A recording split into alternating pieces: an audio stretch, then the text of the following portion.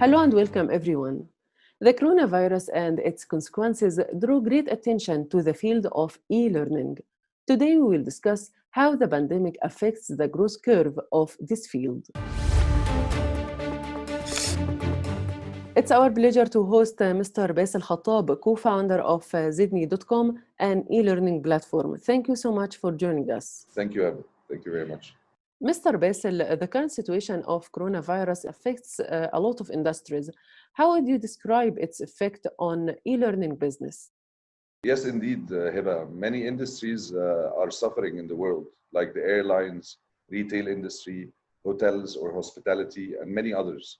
On the other hand, some industries like online industries, specifically like e-learning, are booming, and they're going very fast.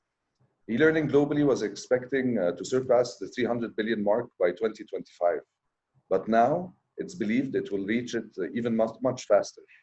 In the Middle East, where we operate, it's still considered a rising industry, which started to grow very fast with many new startups launching. Mr. Bassel, as a business owner, how do you plan to take advantage of this situation? Let me start by saying that we, as Zidni.com family, are praying that the situation passes and people would be safe to live their lives again and to be able to financially recover from this crisis. The way we see it, that e-learning platforms should become a gateway to help people and businesses to learn better, faster, and at a distance, of course, safely.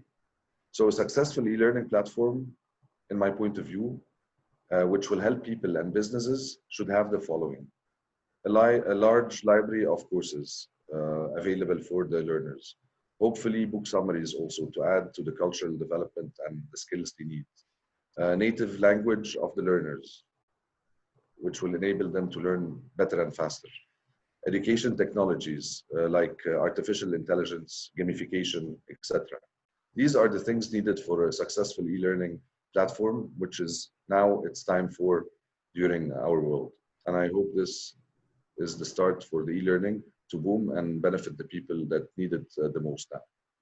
Mr. Bassel Khattab, co-founder of Zidni.com, thank you so much. And to know more about the state of e-learning business nowadays from the trainer perspective, it's our pleasure to host Mr. Ahmed regal, a trainer and learning and development consultant. Ahmed, how the current situation of coronavirus affects the training industry? All right, training industry, if we're going to talk about training providers or training companies, they are struggling now. I have my friends, some of them, they have training companies and they stopped working because they were not ready to go e-learning, all right? So they stopped their classes. They had classes planned and they stopped working now. This is for training providers or classroom training companies. And for freelance instructors who are delivering classroom trainings, all right, they stopped working as well. I had my calendar planned till the end of the year, and now all of them got canceled. Why? Because people can't stay in one place, all right, because of coronavirus and pandemic. That's the problem. So they stopped working. This is for classroom training companies and freelance instructors as well. Ahmed, if you want to give an advice for trainer to plan for the next days or the next months, what it would be? Yeah, I think it's to have connection with e-learning companies, to start knowing more about e-learning companies, to start knowing about the platforms that we have in Egypt nowadays, all right? And the second thing I believe, and this is something I did not work on, all right, and I'm working on it now, is to have social media presence. This is really important for personal branding, to have accounts on Facebook, LinkedIn, YouTube, to show his strength, his skill set, because this is a kind of practice as well. And Mr. Ahmed, what about the e-learning companies? Do you want to give them an advice? Yeah, absolutely. I see many e-learning companies now, they are too salesy. They just want to sell stuff instead of adding value to people. So the point is care about quality more than quantity and start having as well social media presence and send out free content to people because this is what will grab people's attention. So yeah, quality over quantity. This is my advice to e-learning companies.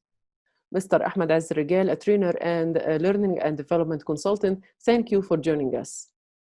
Well, that's it for today. Thank you all and stay tuned for more. This is Heba Ashor for AUCTV.